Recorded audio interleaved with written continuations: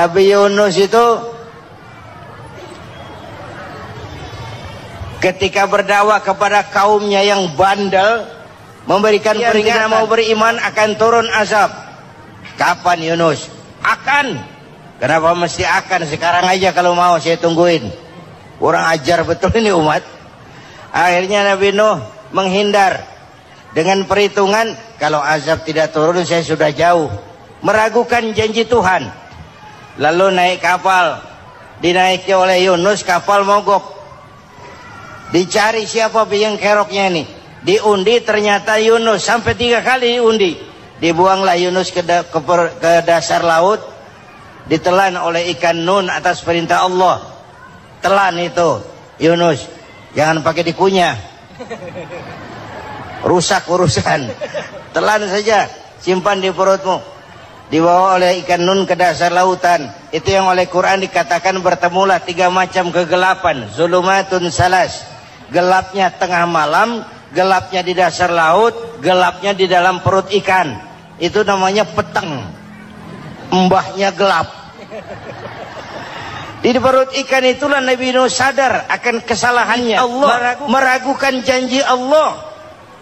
Ia sujud di dalam perut ikan itu, membaca la ilaha illa anta subhanaka inni kuntu. Itu istighfarnya Nabi Yunus. Dibacakan istighfar begitu, ikan sakit perut pak. Di dasar laut kemana mau cari apotik? Dia naik ke permukaan, memuntahkan isi perutnya. Nabi Yunus keluar dengan selamat. Itu pun terjadi pada hari ke-10 bulan Muharram. Istighfar intinya itu. Itu amalan utama bulan Muharram, memperbanyak istighfar. Allah selamatkan Nabi Nuh dari bahtera banjir yang luar biasa 10 Muharram. Allah selamatkan Nabi Ibrahim dari pembakaran Raja Namruz 10 Muharram. Setelah Nabi Ibrahim itu menghancurkan berhala-berhala, Abrahat pulang mau ibadah, lihat Tuhannya berantakan, marah besar. Siapa yang menghancurkan Tuhan-Tuhan kita ini? Ada yang lapor, kami lihat Ibrahim. Tangkap. Belum ada bukti. Tangkap dulu yang penting. Bukti belakangan. Tangkap. Wah, dikerahkanlah aparat. Tangkap Nabi Ibrahim. Disidang langsung oleh Abrahat. Oleh Namruz maksud saya. Ibrahim, kau yang menghancurkan berhala-berhala kami ini, Tuhan-Tuhan kami. Siapa bilang? Ada yang lapor. Saya dengar enggak semua berhala itu hancur. Ada yang paling besar. Angkat tangan, saya lihat ada kampak di tangannya. Barangkali yang besar itu iseng tuh. Yang kecil-kecil dikampakin. Tanya aja sama dia. Kamu gila? Kenapa? Masa kami disuruh nanya berhala? Enggak bisa jawab. Kenapa disembah? Lebih gila mana? Tahu nggak bisa jawab kenapa disembah? Kurang ajar kamu Ibrahim. Bakar, dibakar. Ketika Ibrahim dilempar ke kobaran api yang menggunung, Allah perintah api, ya naru kuni bardan wa salaman ala Ibrahim. Hai api, dinginlah sampean. Api Madura waktu itu pak. Hai api, dinginlah sampean, selamatkan Ibrahim. Api tunduk kepada perintah Allah. Ibrahim masuk ke kobaran api, selembar rambut pun tidak terbakar. Kenapa? Apinya tunduk kepada perintah Allah. Kenapa? Karena Ibrahim orang yang takut kepada Allah. Api tunduk kepada perintah Allah. Kalau kita baca ayat itu, masuk ke api, mateng. Sudah hadirin yang saya muliakan, oleh karena itu selamatnya Ibrahim dari pembakaran Raja Namrud itu pun pada 10 Muharram, Yaumul Asyura, hari ke-10 dari bulan Muharram. Imediat. Bapak Ibu hadirin hadirat yang saya cintai, sebagian kecil tentang Nabi Adam, Nabi Ibrahim dan Nabi Yunus, tapi saya belum menceritakan tentang Nabi Nuh tadi. Mengulang kaji. Nabi Nuh salah seorang rasul yang masuk ulul azmi, 5 besar. Karena memang perjuangannya menggambarkan satu usaha yang ulet dan luar biasa. Beliau diberi umur 950 tahun, lalu berdakwah selama 900 tahun, sore, pagi, siang, malam, dapat pengikut tidak lebih 80 orang, rata-rata 10 tahun satu. Kalau saya minta berhenti aja jadi nabi, Pak. Ustadz mana masih mau buka pesantren, 10 tahun buka pesantren, yang nyantri cuma satu. Pedagang mana yang masih mau dagang, 10 tahun dagang yang beli satu. Pimpinan partai mana yang masih mau kampanye, 10 tahun buka partai, yang nyoblos satu. Bangkrut. Umatnya bandel, kurang ajar, durjana, bajingan, tengik. Umatnya Nabi Nuh ini kalau diceramahi telinganya ditutup dengan tangannya. Nabi Nuh akhirnya rekes, Tuhan, siang malam saya berdakwah kepada umat ini, tiap kali saya sampaikan dakwahmu mereka tutup telinganya dengan tangannya, alergi dengar ceramah. Apa itu ceramah? Non profit. Saudara-saudara, jadi mau kamu gimana, Nuh? Sudah Tuhan, habiskan saja orang kafir. Nanti kalau punya anak, anaknya pun kafir, moyangnya sikat habis. Biasanya kalau bapak kalong, anak kampret. Bapak nyolong, anak nyopet. Fotokopi gimana aslinya? Hampir habiskan saja. Itu mau kamu, Nuh? Iya. Oke. Nanti aku turunkan banjir, Nuh, buat kapal. Dengan apa saya harus buat kapal, Nuh? Ya dengan kayu, kata Tuhan. Kayunya dari mana, Tuhan? Ya dari pohon, Nuh. Pohonnya belum ada, Tuhan. Ya tanam dulu, Nuh. Bikin kapal, kayunya nanam pohon. Apa artinya? Perjuangan perlu kesabaran. Sukses itu ada prosesnya. Nggak bisa simsalabim abracadabra lalu kita mau sukses. Semua ada prosesnya. Walaupun kenyataannya begitu. Sukses banyak bapaknya, gagal itu yatim. Kalau kita sukses banyak yang ngakuin. Yang baru ketemu pakai manggil encing. Ketemu baru. Tapi sukses banyak bapaknya.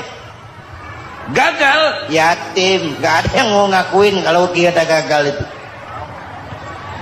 Udah bikin kapal dengan kayu di tengah kampung, bikin kapal ini. Bayangkan di tengah kampung bikin kapal, orang kafir makin menjadi-jadi. Lihat Nuh, kenapa? Makin sarap. Bikin kapal di tengah kampung, mau belayar kemana? Tuh lihat, kalau orang nggak tahu tujuan, mountain setengah jalan. Proses yang dinilai bukan finalnya. Ya kayak gitu kesimpulannya. Saya enaknya sendiri. Bikin kapal. Kapal mendekati selesai. Ini orang kafir rame-rame datang ke kapal Nuh. Mau apa? Buang najis. Sakit perut berangkat ke kapal Nabi Nuh.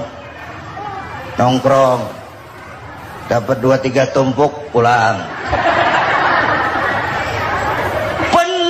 Lantai kapal dengan najis manusia. Inilah perjuangan. Bukan jalan raya lurus bertabur bunga di kanan kirinya.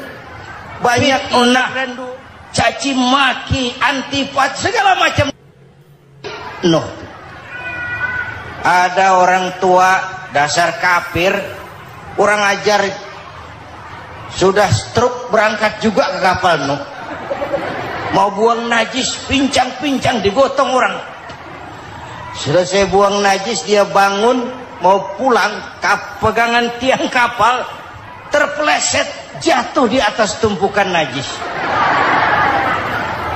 Terjadi keajaiban, yang stroke-nya sembuh, lumpuhnya hilang, berangkat digotong-gotong pulang, jalan gagah sekali. Tapi orang kampungnya heran, ente sudah sembuh? Sudah. Berobat di mana? Kok begitu paten? Di kapal Nuh. masih banyak.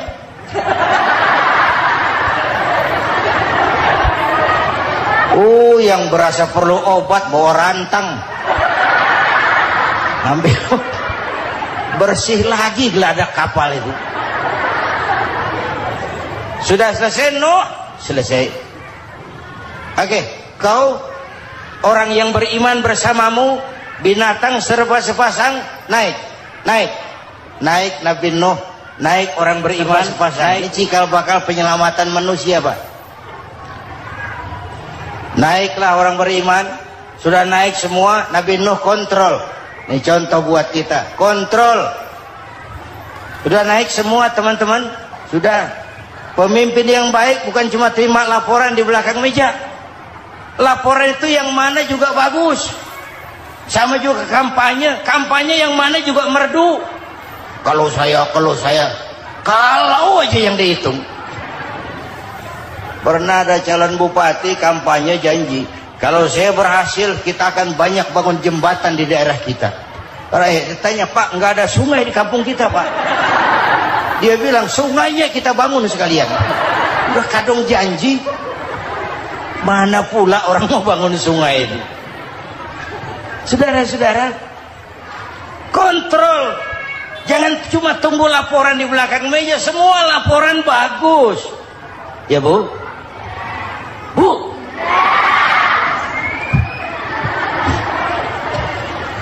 Nabi Nuh kontrol. Sudah naik semua. Sudah Nuh. Pulan bin Pulan naik Nuh. Paimin bin Tukijo naik. Kami lihat naik. Ada orang Jawa juga, Kiai. Sudah kontrol. Kanan anak saya ikut nggak naik kapal? Kami tidak lihat itu Nuh. Kanan. Ini potret. Bapaknya aktif ke masjid, ibunya rajin ke majelis taklim, anaknya keleleran kemana-mana. Bukan di sini, di Prancis. Udah di sini insya Allah sama.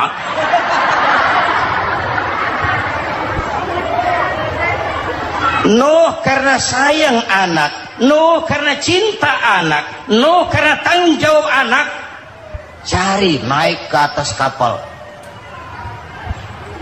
Lihat Kanaan, anak saya, nggak lihat Nuh. Turun ke ruang bawah, periksa lagi. Mang, ayah Kanaan di dia. Jamaah Tasik ini rupanya ditanya. Tuh ayah Mang. Ayah ke mana ya budak ini? Turun ke bawah Kanaan tuh. Orang ketok. Rombongan Jawa Tengah. Naik ke atas buritan. Dari buritan kelihatan ternyata Kanaan tidak ikut naik kapal, kumpul di darat bersama orang kafir. Ini potret kita sekarang. Kumpul sama orang kafir, hanyut anak-anak kita, ditelan budayanya orang kafir, ditelan tradisinya orang kafir, ditelan pergaulannya orang kafir. Nuh karena sayang anak dari atas manggil. Dalam Quran dijelaskan itu. Karena Nabi Nuh di atas, Kanaan di bawah, teriak, ya bunayyar kam ma'ana. Begitu dalam Quran ayatnya. Cuma ini pakai gaya memanggil supaya kelihatan kegambar, kira-kira Nuh manggilnya begitu. Ini namanya gaya dakwah, Pak. Kalau ceritanya datar nggak menarik. Maka Nuh memanggil Kanaan, ya bunayyar kam ma'ana. Kata yang dengar, ini gaya orang manggil, ya bunayyar kam ma'ana. Kanaan, kesini nak, naik kapal sama papi. Di bawah itu, nggak mau papi, John di sini saja. Kata Nuh, jangan nak, Allah sedang murka, akan turun banjir. Kalau datang banjir papi, sa'awi ila jabalin ya'simuni minal ma', saya akan naik ke gunung tinggi yang bisa menyelamatkan saya dari banjir. Kan'an naik ke gunung, gunung dihantam banjir, Kan'an mati sampai sekarang. Yang kelima, Nabi Musa, kisah Muharramnya ini lahir dalam kondisi yang sulit karena Fir'aun mimpi akan lahir seorang anak dari keturunan Bani Israel yang akan menghancurkan kerajaannya. Kata Fir'aun, sudah lahir belum anaknya? Belum. Kalau gitu mulai malam ini laki-laki dilarang bergaul sama istrinya. Semua perempuan hamil di bawah pengawasan negara. Mulai hari ini kalau lahir anak laki-laki turut nama Bani Israel, penggal. Satpol PP disiapkan. Udah ada kayaknya. Ada. Patroli. Bayangkan, Fir'aun itu bikin undang-undang seenaknya sendiri. Apalagi merasa kekuasaannya dalam ancaman. Penguasa manapun kalau merasa dalam ancaman, panik. Padahal kekuasaan itu kayak harimau. Makin lama ditaiki, makin sulit turun. Kenapa? Karena macannya makin lapar. Naik terus capek, turun dimakan harimau. Serba sulit. Saudara-saudara, kalau kita mau belajar dari Pak Harto, saya melihat kekurangan Pak Harto cuma satu, terlambat berhenti.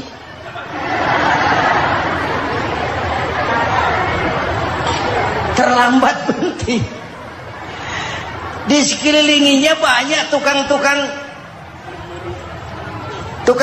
jilat, tukang-tukang semir. Pak, kalau tidak ada bapak kami bagaimana, Pak? Bapak Ibu hadirin yang saya hormati, tapi kehendak Allah terjadi. Lahirlah Musa. Bayinya dihanyutkan di sungai Nil. Bayi sudah menderita, dihanyutkan di sungai Nil. Dan akhirnya besar di lingkungan istana Fir'aun. Diriwayat oleh Ratu Aisyah, perempuan Fir'aun, setelah mulai berjuang, terjadilah itu. Musa dan pengikutnya dikejar oleh Fir'aun. Sampai di tepi laut, Allah wahyukan, Musa, lempar tongkatmu ke laut. Dalam kondisi darurat, mukjizat tiada jalan. Kondisi darurat. Kalau tidak, mukjizat itu maunya Allah, bukan maunya Nabi. Nabi nggak kuasa. Allah yang mau. Tapi hidup Nabi bukan mukjizat, manusiawi. Tidak mentang-mentang ada mukjizat tongkat, tiap sulit main tongkat. Nggak usah berjuang kalau begitu. Itu darurat menyelamatkan umat. Tongkat dilempar ke laut, laut terbelah. Laut terbelah. Itu secara visualnya bisa kita lihat dalam film The Ten Commandments. Udah nonton belum? Urusan nonton kalah sama Ustadz bagaimana sih? Ten Commandments, 10 firman Tuhan. Tekniknya bagus loh. Bagaimana laut terbelah. Musa lewat, Fir'aun mengejar. Musa sampai di ujung sana, Fir'aun masih di sama tengah perjalanan. Laut nutup kembali. Laut menutup kembali, Fir'aun tenggelam. Cengap-cengap di lautan. Begitu nafas sampai di tenggorokan, Fir'aun sambil cengap-cengap itu, amantu bi Rabbi Musa wa Harun. Duh, kalau begini mah saya juga percaya sama Tuhannya Musa. Malaikat maut jengkel, goblok loh, terlambat sekarang, ditenggelamin terus, modar. Musa selamat, Fir'aun mati, jenazahnya, jasadnya terdampar di pinggir laut. Beberapa waktu kemudian ditemukan di balsam, diawetkan. Itu sesuai janji Quran. Wa kadzalika nunajjika bi badanika litakuna liman khalfaka ayah. Kami selamatkan badan kamu agar jadi pelajaran bagi orang-orang sesudah kamu nanti. Janji Quran tepat. Janji itu 14 abad yang lalu. jasad Fir'aun ditemukan, dimumi, diawetkan, dibalsem di bawah nama Farao Ramses II. Sekarang tersimpan di Museum Negara di Mesir. Kapan-kapan nanti ibu main ke Mesir, mampir. Naik ojek paling berapa itu? Oh, orangnya tinggi, hidungnya mancung, pokoknya pantaslah jadi Fir'aun. Selamatnya Musa di kejaran Fir'aun di ujung sana itu terjadi pada hari ke-10 bulan Muharram, yang oleh orang Nasrani diperingati dengan hari raya Paskah. Mereka melaksanakan puasa, mensyukuri nikmat keselamatan dari kejaran Fir'aun. Makanya kalau kita ikut puasa di bulan Muharram bukan mengikuti syariatnya Nasrani, salah. Karena Nabi mengajarkan, itu sumbernya. Bukan ikutan sama ibadahnya Israel. Tapi memang agama ini kan merupakan mata rantai. Datang Rasul baru melengkapi Rasul sebelumnya, datang Rasul baru melengkapi Rasul sebelumnya. Mata rantai yang berkaitan. Setelah Muhammad selesai, selesailah tugas Nabi dan Rasul. Selesailah misi Nabi dan Rasul. Tidak ada Nabi lagi sesudah Nabi Muhammad. Itu harga mati, titik. Gak ada kompromi. Siapapun sekarang ini nggak datang ngaku jadi Nabi, wajib tidak percaya. Wajib tidak percaya. Tapi kaitannya memang kita bilang Nasrani, orang bahasa Arab, bahasa Ibraninya Nazaret, Nasiroh, Nazaret. Itu beda dialek. Kita Daud, dia David.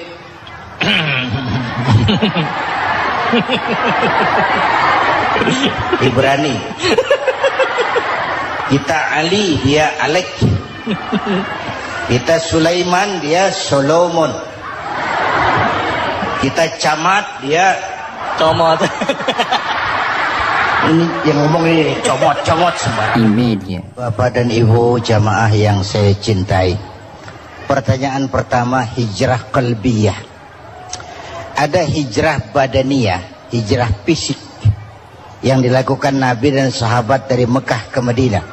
Itu hijrah badaniyah. Ada hijrah qalbiyah, hijrah hati. Dan ini yang kita perlukan sekarang. Karena refleksinya akan membias kepada alur kehidupan. Kalau hati kita mau berhijrah, fisik akan ngikuti. Hijrah dari tempat, dari malas ibadah menjadi rajin ibadah. Hijrah dari maksiat kepada yang ma'ruf, dari berpecah belah menjadi bersatu. Hijrah seperti itu yang sangat kita perlukan. Apalagi masyarakat ini paternalistik.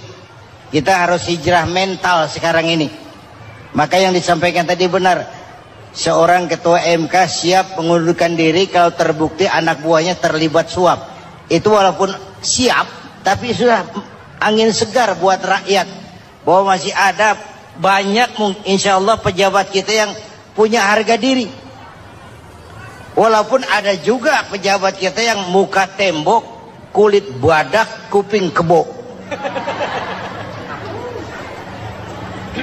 Muka tembok, kulit badak, kuping kebo. Biasanya kalau kereta api tabrakan di negara-negara maju, Menteri Perhubungannya mundur. Di kita petugas palang pintu dipecat.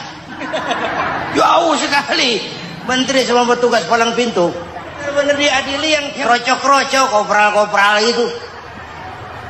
Padahal hadisnya jelas, ar-rashi wal murtashi finnar. Yang nyuap dan yang nerima suap, dua-duanya neraka. Kasus potret belakangan ini, yang nerima suap, yang diuber, yang nyuap aman, yang nyuap aman, yang korupsi pajak dikecil-kecilin, yang ngemplang pajak aman. Padahal ngemplang pajaknya triliunan. Padahal dia sudah dikasih fasilitas oleh negara mengelola sumber daya alam negara yang artinya milik rakyat. Dia harus bayar pajak, uang pajaknya dikumpulkan bagi sebesar-besar kemakmuran rakyat. Itu tindakan merugikan rakyat. Karena itu betul, saya setuju, hijrah qalbi yang perlu kita lakukan sekarang. Hijrah hati. Kita ini bangsa Indonesia seperti timnas. Timnas sekarang anak-anak muda sudah berani pakai baju PSSI. Iya. Kenapa? Menang. Coba kalau kalah terus, nanti menang. Tapi bangsa Indonesia itu memang seperti timnas. Namanya kesebelasan. 11 orang. Walaupun ada pemain bintang ya ada presiden, gubernur, menteri, itu bintang-bintang. Tapi bintang baru ada artinya kalau dibantu 10 pemain yang lain. Cristiano Ronaldo. Siapa itu? Penyerang tengah Real Madrid. Bintang. Lionel Messi. Siapa lagi itu? Barcelona. Bercelana.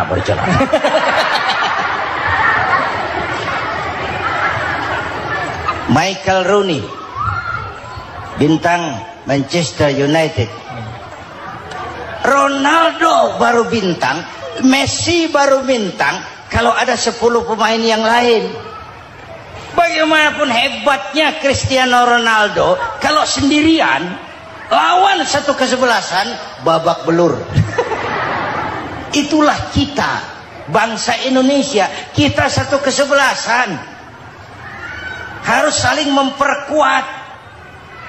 Ada bangsa kita ini yang jadi jaksa, ada yang jadi hakim, ada yang jadi polisi. Itu posisi penyerang tengah, kiri luar, kanan dalam, back, striker, kiper, posisi. Tapi sadar kita satu kesebelasan, Bung.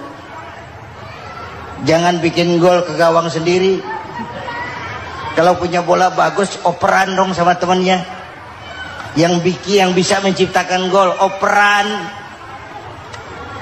Ada yang jadi pengusaha besar, bagus boleh. Punya untung besar, operan. Kasih masjid, kasih pesantren, operan. Ini kesebelasan kita kalau punya bola, pelitnya setengah mati, Pak. Nggak mau ngoper. Bawa sendiri, mending bikin gol. Enggak. Kita ini satu kesebelasan. Satu sama lain harus saling memperkuat.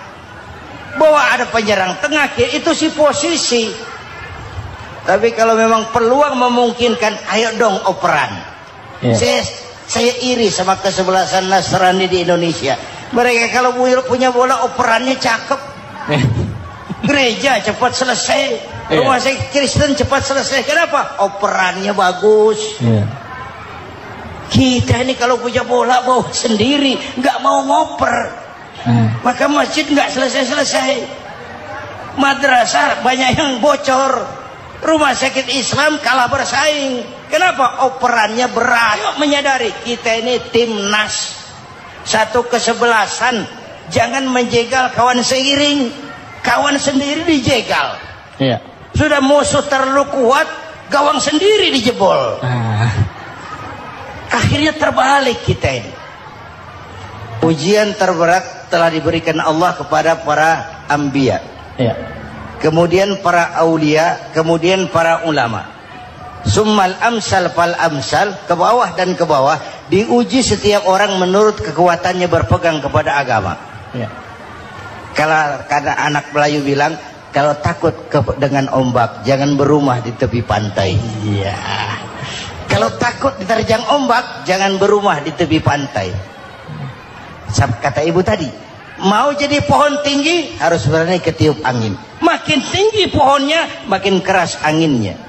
Takut angin, jangan jadi pohon tinggi, jadilah rumput. Nggak ditiup angin, tapi diinjak kebo. Apa yang nggak ada resikonya? Apa yang nggak ada resikonya? Semua nabi ada yang dihantam kekuasaan yang arogansi. Ibrahim berhadapan dengan Namrud. Musa berhadapan dengan Fir'aun. Ada yang diuji dengan berhadapan umat yang sangat kurang ajar. Ada yang diuji dengan gosip yang dahsyat. Digosipi sama Zulaikha itu. Nabi Yusuf. Nabi Yusuf. Nabi Yusuf. Yang namanya gosip itu kan menyebarkan keburukan orang. Kalau benar saja hukumnya ghibah. Kalau salah hukumnya fitnah. Fitnah lebih bahaya dari pembunuhan. Benarnya ghibah, salahnya fitnah. Saudara hadirin yang saya hormati, jadi resiko itu biasa.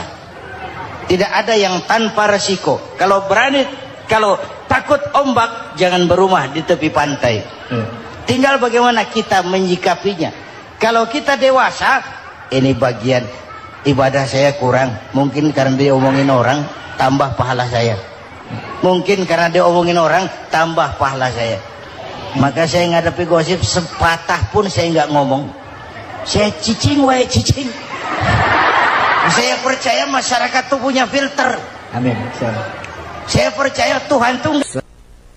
Pada pertemuan terdahulu sudah kita bicarakan bahwa orang yang menjalankan ibadah Ramadan dengan baik, dalam arti siang dia laksanakan ibadah puasa, sementara dia hidupkan malam-malam Ramadan dengan sholat tarawih, i'tikaf, tadarus Al-Quran dan sebagainya.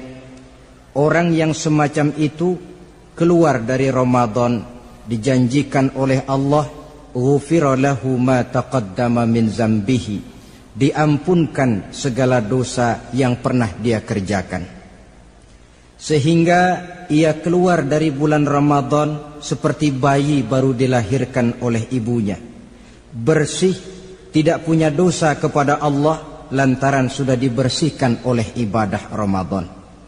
Jadi dalam Islam dosa itu ditebus dengan taubat, dengan amalan kita sendiri, bukan dengan uang, tidak juga dengan beras. Saya percaya kalau dosa bisa ditebus dengan beras misalnya, barangkali Menteri Pertanian akan lebih dulu masuk surga. Kalau dosa bisa ditebus dengan uang, mungkin Gubernur Bank Sentral atau para Menteri Keuangan akan menjadi penghuni surga nomor wahid. Dalam Islam dosa ditebus dengan taubat kepada Allah. Orang yang melaksanakan ibadah dengan baik di bulan Ramadan, keluar Ramadan, masuk 1 Syawal seperti bayi baru dilahirkan oleh ibunya. Pantas dia mengucapkan minal aidin, semoga kami termasuk orang yang kembali kepada fitrah, suci, bersih. Dia rayakan hari itu, hari di mana dia kembali kepada kesucian. Itulah hakikat daripada Idul Fitri. Dengan kata lain, Idul Fitri ini tidak bisa dilepaskan kaitannya dengan ibadah Ramadan. Hanya oleh karena kita melaksanakan ibadah Ramadan, maka kita rayakan Idul Fitri. Dengan bahasa yang lebih langsung, sebenarnya yang berhak merayakan Idul Fitri mereka yang mengisi Ramadan dengan kegiatan ibadah. Saudara-saudara kaum muslimin yang berbahagia, lalu bagaimana prosesnya? Yang pertama, manakala datang senja akhir Ramadan, wajiblah kita mengeluarkan zakat fitrah.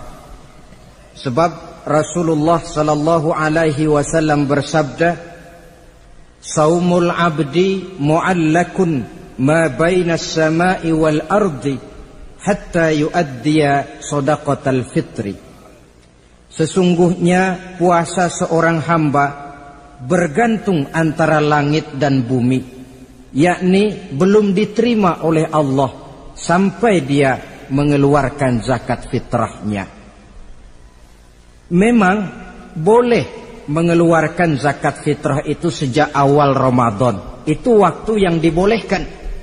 Jadi saudara tidak mau sibuk, begitu 2 hari puasa lalu bayar zakat fitrah, boleh. Tetapi waktu yang wajib sejak terbenam matahari akhir Ramadan.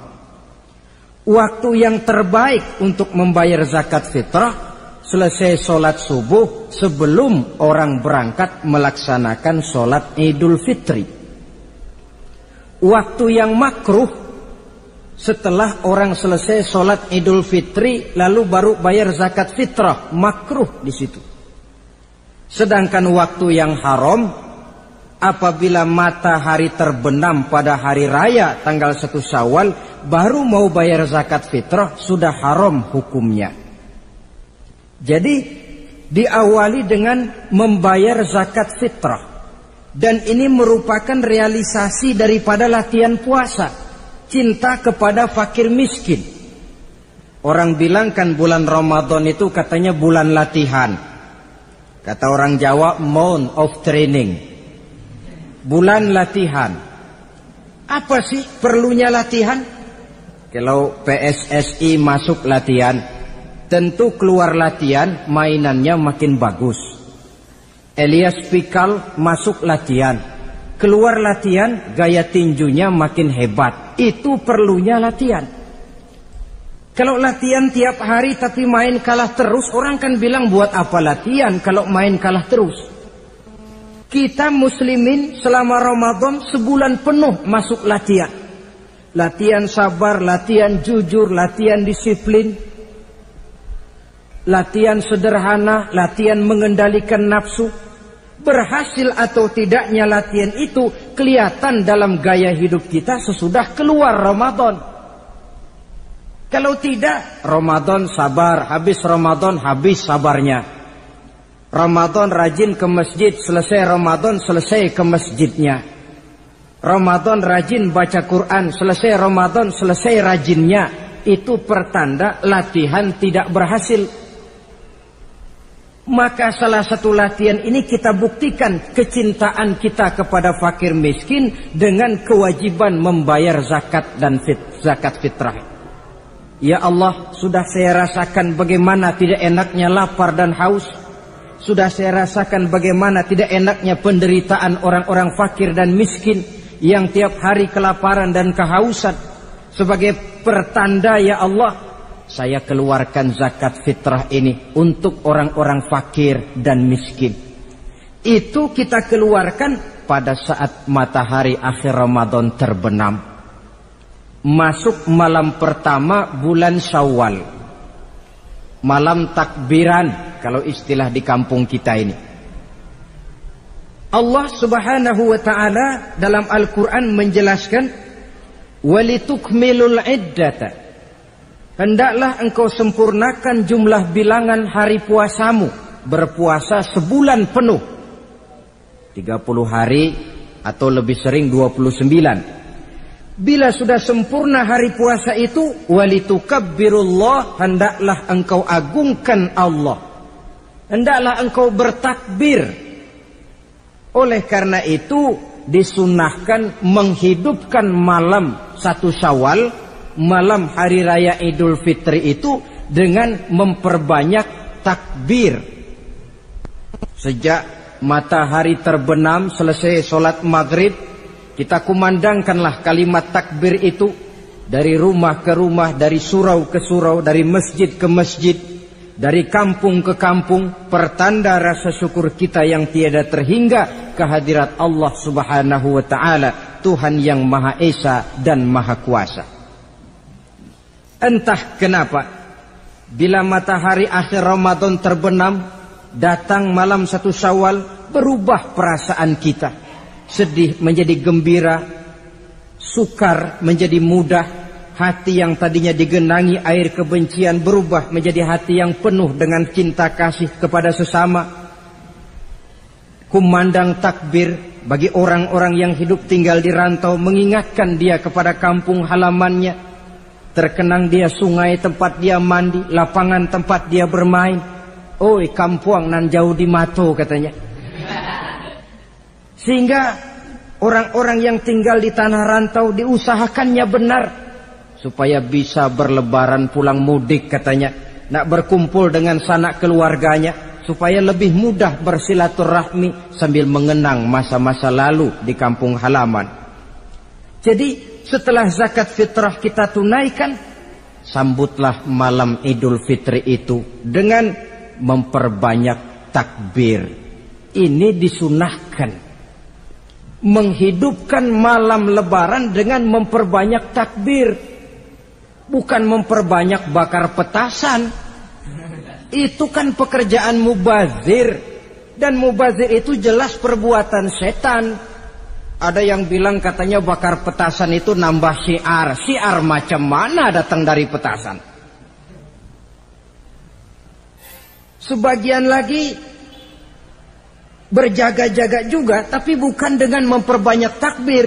Bergadang-gadang di pinggir jalan, ngebut dengan kendaraan aneka warna. Tidak itu yang diajarkan agama. Berkumpul kita di surau, berkumpul kita di masjid, paling kurang berkumpul di rumah dengan keluarga. Ramai-ramailah kita bertakbir, memanjatkan puji dan syukur kepada Allah. Ya Allah, kalau tidak lantaran petunjukmu, sulit rasanya melaksanakan perjuangan yang berat sebulan penuh ini. Melatih diri, membina takwa, mengharap ridha. Dengan lapar melilit perut, dengan haus mencekik kerongkongan. Bersyukur kami kepadamu ya Allah. Dan sebagai pertanda kami kumandangkan kalimat takbir, memuji keagungan dan kebesaranmu. Allahu Akbar, Allahu Akbar, Allahu Akbar, walillahil hamd. Saudara-saudara kaum muslimin rahimakumullah.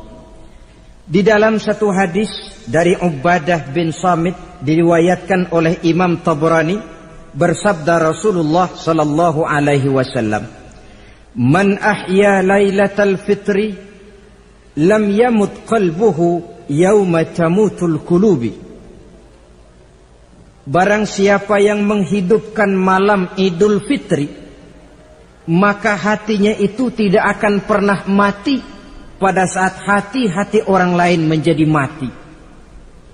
Kita yang paling khawatir dalam hidup ini, pada saat hati kita sudah mati selagi jasad masih hidup. Menjadilah kita bangkai berjalan dalam pandangan Allah. Badan hidup tapi hati mati, bangkai berjalan dalam pandangan Allah. Jadi ini hakikat merayakan Idul Fitri. Puasa Ramadan sebulan penuh, malamnya ibadah, menunaikan zakat fitrah, lalu malamnya menghidupkan malam dengan takbiran. Yang terjadi kan kita lihat adat yang dibesarkan, ibadat ditinggal. Puasa tidak, tarawih apalagi, lebaran kurang seminggu sudah lebih sibuk dia daripada yang puasa. Ke pasar kayaknya pasar mau dibeli semua. Rumah pun dicat, dikapur, baju diperbarui. Itu kan kulit. Memang lebih bagus kalau kulitnya baik, isinya pun baik. Tapi yang lebih penting daripada sekedar kulit adalah isi. Hakikat merayakan Idul Fitri kembali kepada kesucian. Kita bersih, tidak punya dosa kepada Allah. Itu kita rayakan. Dengan apa? Nah, oleh seorang ulama, Al-Imam Zakiyuddin Abdul Azim bin Abdul Quwa Al-Munziri, diberikan contoh bagaimana Rasulullah sallallahu alaihi wasallam itu merayakan Idul Fitri. Beliau berkata, yuhibbu sallallahu alaihi wasallam ayyuqabilal 'ida bil bisri was surur. Rasulullah sallallahu alaihi wasallam cinta, senang menyambut Idul Fitri bil bisri was surur, dengan muka gembira dan dengan sikap sukacita. Jadi merayakan Idul Fitri bil bisri was surur, muka menunjukkan kegembiraan. Kenapa gembira? Sudah berhasil berjuang sebulan penuh. Bukan gembira lantaran di rumah banyak dodol, kue, pakaian serba baru, sepatu pun serba baru. Bukan itu yang kita gembira.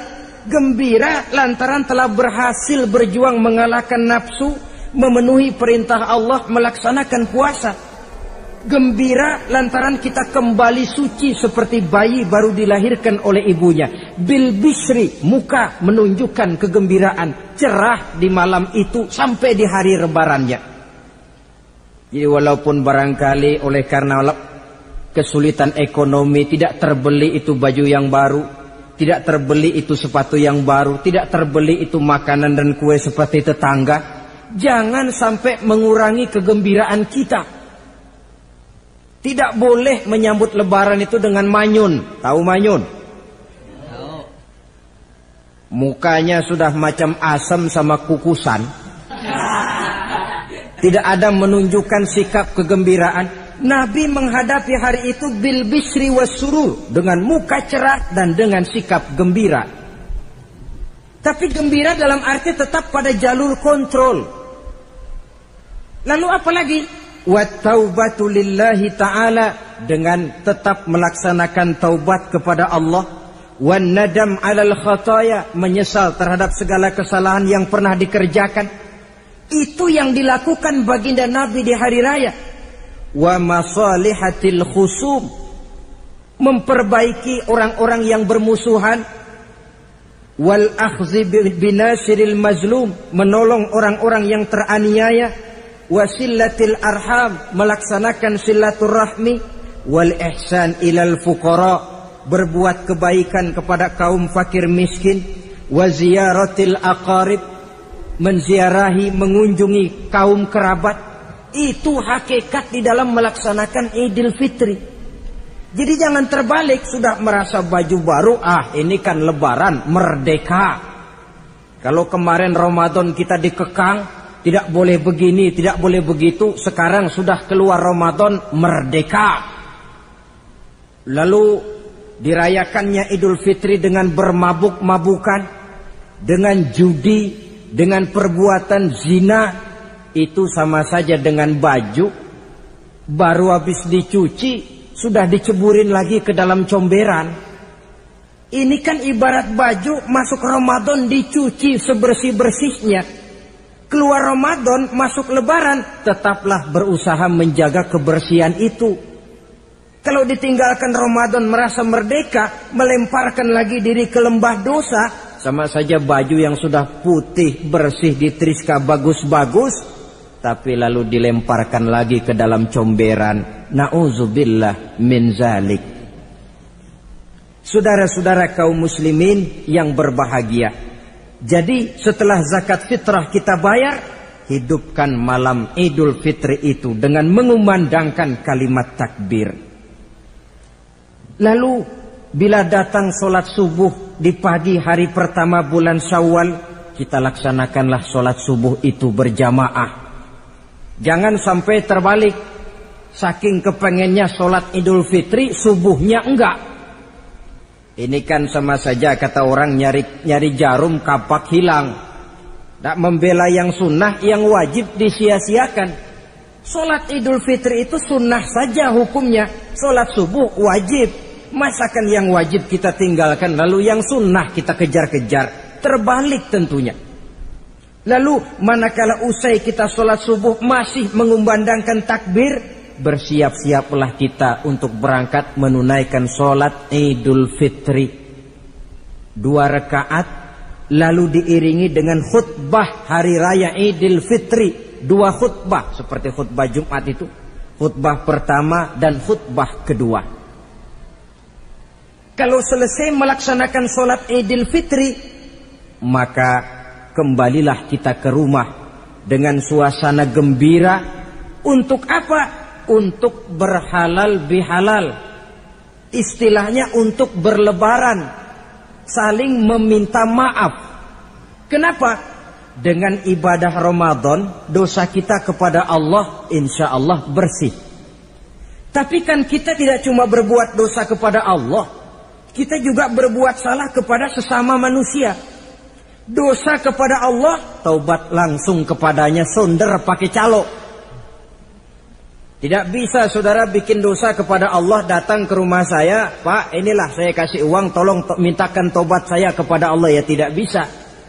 Dosa kepada Allah langsung bertaubat kepadanya.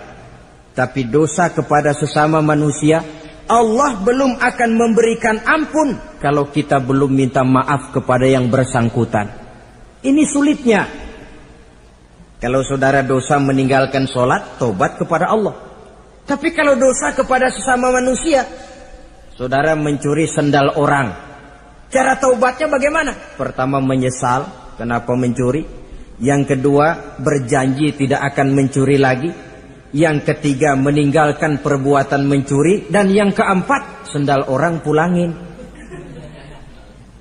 Tidak bisa saudara mencuri sendal, Tuhan taubat, nggak lagi-lagi nyolong sendal, tapi sendal orang dibekap terus, nggak dipulang-pulangin, ya tidak termasuk taubat itu. Itulah sebabnya selesai sholat Idul Fitri, kita pun meminta maaf. Nah, siapa yang harus lebih utama kita mintakan maaf? Satu riwayat menjelaskan bahwa selesai sholat Idul Fitri, para sahabat mendengar Rasul mengucapkan amin sampai 3 kali. Amin, amin, amin. Heran para sahabat, ini Rasulullah tidak ada angin, tidak ada hujan, kenapa amin sampai 3 kali? Mereka pun bertanya, ya Rasul, tadi amin sampai 3 kali kenapa? Kalian tidak tahu? Tidak tahu ya Rasul. Begini, tadi itu selesai sholat, turun malaikat Jibril kepada saya. Beliau berkata, ya Muhammad, saya hendak berdoa kepada Allah. Maukah kau mengaminkan? Silahkan Jibril, berdoalah, saya akan mengaminkan. Rasul berdoa, Nabi mengaminkan. Doanya berisi 3 macam permohonan, maka Rasul pun 3 kali mengucapkan amin. Logikanya, kalau sudah malaikat Jibril yang berdoa, lalu Rasul yang mengaminkan, apa iya doanya itu meleset? Apa isi doa malaikat Jibril? Yang pertama doa beliau, ya Allah, hari ini, 1 Syawal ketika itu, saya mohon kepadamu, janganlah engkau terima puasa dan ibadahnya anak yang durhaka kepada kedua orang tuanya. Rasul di belakang, amin.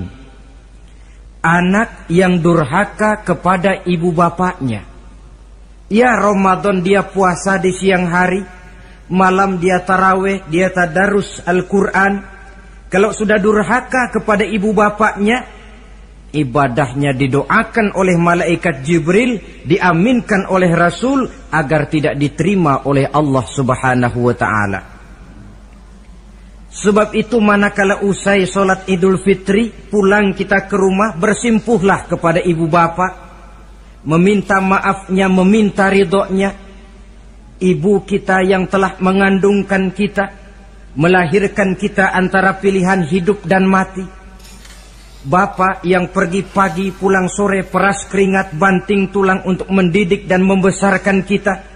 Demi setelah kita yang anak ini jadi orang, kadang-kadang lupa kacang akan kulitnya. Bagaimanapun tinggi status sosial seorang anak, bagaimanapun banyak gelar disandangnya, bagaimanapun kayanya dia, kalau sudah durhaka kepada kedua orang tuanya, alamat hidup tidak akan memperoleh keberkahan.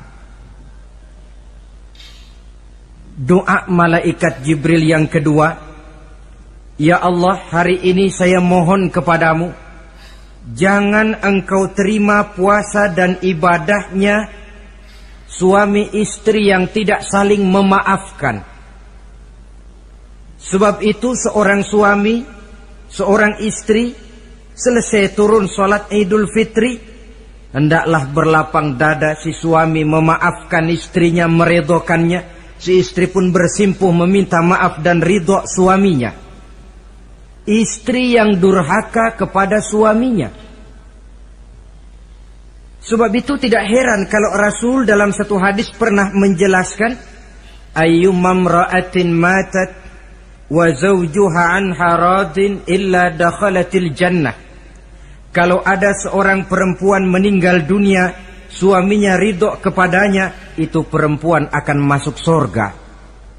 Ini artinya, kalau seorang perempuan meninggal, suaminya tidak ridho kepadanya, biar dia tukang sholat, biar dia ahli puasa, biar dia hadir di majelis taklim manapun, meninggal tidak diridhoi suaminya, pintu surga belum dibukakan sampai suaminya ridho kepadanya.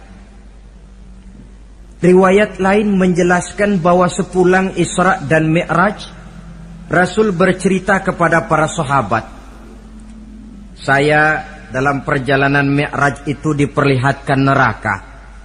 Neraka ya Rasul? Iya. Lalu bagaimana? Saya lihat isinya kok kebanyakan perempuan. Perempuan? Laki bagaimana ya Rasul?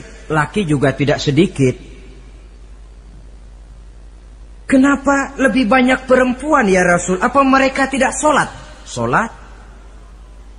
Tidak puasa barangkali? Mereka rajin puasa. Tidak suka mengaji barangkali? Mungkin lebih rajin dia dari suaminya. Lalu apa penyakitnya ya Rasul? Beliau menjawab, hunna yakfurnal asir. Penyakit perempuan itu dimanapun, tidak pandai bersyukur, kurang rasa terima kasih kepada suaminya. Suaminya yang bertahun-tahun pergi pagi pulang sore peras keringat banting tulang untuk menghidupi keluarga, sekali saja terselip berbuat salah, hilang jasanya yang bertahun-tahun itu. Cuma salahnya saja yang diingat.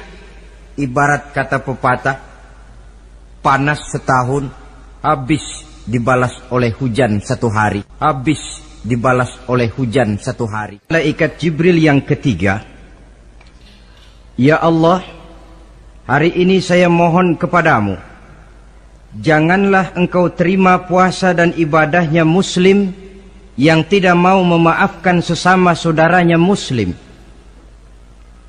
Tugas kita adalah meminta maaf, tetapi memberi maaf lebih mulia, karena memang memberi maaf lebih sulit daripada meminta maaf. Oleh sebab itu momen hari raya Idul Fitri intinya adalah halal bihalal. Bukan lalu merasa merdeka sudah ditinggalkan oleh Ramadan, berbuat sesuka hati, yang laksana baju sudah dibersihkan tapi dibenamkan kembali ke dalam lumpur. Yang kita inginkan agar bersih hubungan kita dengan Allah dan baik juga hubungan kita kepada sesama manusia. Hadis yang kedua, pada suatu hari ketika kumpul dengan para sahabat, Rasul bertanya, Atadruna manil muflis? Saudara-saudara, tahu nggak siapa orang bangkrut, orang sial, orang yang tidak beruntung itu siapa? Pertanyaan yang menarik. Jawaban sahabat macam-macam. Ada yang bilang al-muflisu fina man la dirham lahu wala mata'. Ya Rasul, menurut pendapat kami orang yang bangkrut, orang yang sial, yang tidak punya duit dan tidak punya harta. Itu jawab sahabat, dan begitu jawab banyak orang sekarang. Siapa yang banyak uang raja dia, yang tidak punya uang bangkrut dia. Sampai-sampai pepatah orang Arab bilang, Innad darahima fil amakini kulliha taksur rijala mahabatan wa jalala. Uang itu di mana-mana katanya bikin hebat orang yang memilikinya. Coba lihat orang yang tidak punya uang dengan yang punya uang, jangan gaya hidupnya, gaya jalannya saja lain. Coba orang kerja itu hari Kamis sama hari Sabtu lain jalannya. Hari Kamis loyo, lesu, manyun. Tapi kalau sudah hari Sabtu gagah bukan main. Kenapa? Ada uang di kantongnya. Wahia lisanun liman arada fasahatan. Uang adalah lidah yang paling fasih untuk bicara. Bicara lidah macet, coba uang yang bicara talk chair. Wahia silahun liman arada qitalan. Uang juga senjata paling ampuh bagi orang yang mau maju ke medan perang. Tapi apa benar begitu? Rasul menjawab, Innal muflisa min ummati. Orang yang bangkrut dari golongan umatku. Umatku bukan orang lain. Bukan mereka yang tidak punya uang, kata Rasul. bukan mereka yang tidak banyak hartanya. Orang yang bangkrut dari golongan umatku, may ya'ti yaumal qiyamah bi salatin wa siyamin wa zakatin. Orang yang di hari kiamat nanti datang menghadap Allah dengan membawa pahala solat. Sebab waktu di dunia dia tukang solat. Menghadap Allah dia setor, ya Allah ini pahala solat saya. Solat wajibnya, solat sunnah rawatib nawafilnya. Wasiyamin, pahala puasa juga dia bawa setor kepada Allah. Baik puasa wajib Ramadan, puasa sunnah Senin Kemis, puasa sunnah 6 hari di bulan Syawal. Wa zakatin, pahala zakatnya juga dia bawa menghadap Allah di satu pihak.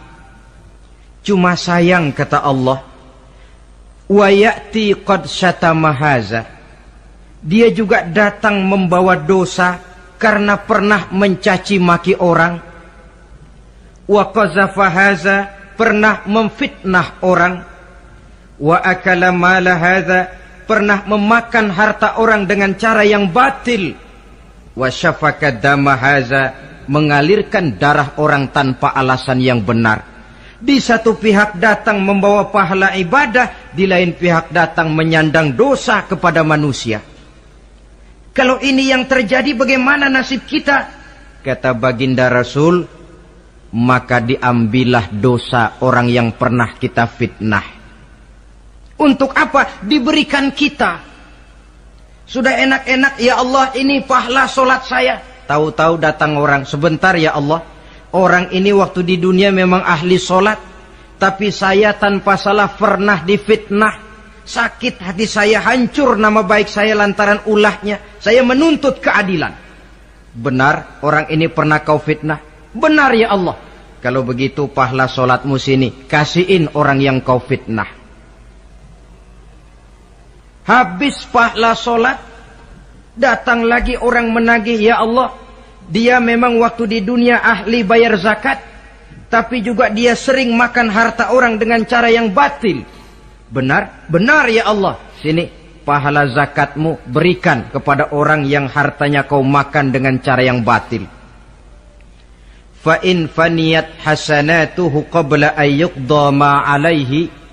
Kalau pahala kebaikannya sudah habis untuk nutup hutang dosa, sementara tagihan datang terus, ukhiza min khatayahum, maka diambillah dosa orang-orang yang pernah kita fitnah, kita caci maki, kita zolimi, untuk diberikan kepada kita. Apa enggak bangkrut ini? Sudah pahala dipretelin, dosa dikasih lagi. Ibarat orang dagang, modal habis, tagihan utang datang terus. Apa pasalnya ini? Dia cuma baik kepada Allah. Solatnya betul, puasanya bagus, zakat dia bayar. Tapi kepada sesama manusia, dia tukang fitnah, tukang mencaci maki, ahli makan harta orang dengan cara yang batil. Bangkrut nasibnya di akhirat nanti. Maka keliru kalau momen Idul Fitri itu dimanfaatkan untuk sesuatu yang merusak arti kesucian, merusak arti fitrah. Mari kita dengarkan hadis dari Wahab bin Munabbah. Inna iblis alaihi la'nah yasihu fi kulli yaumi idin. Iblis tiap hari raya Idul Fitri teriak-teriak. Akibat teriakannya, laskarnya, bala tentaranya kumpul. Ya Sayyidana, man aghdabuka. Wahai junjungan kami, kata bala tentara iblis ini. Kenapa teriak-teriak macam itu? Apa yang bikin Tuhan begitu jengkel? Kasih tahu saja sama kami, biar kami hancurkan siapa yang telah menyakitkan hati Tuhan. Kata iblis, tidak ada yang nyakitin hati saya. Cuma kamu perlu tahu, kata iblis, innallaha qad ghafara li hazihil ummah fi hadzal yaum.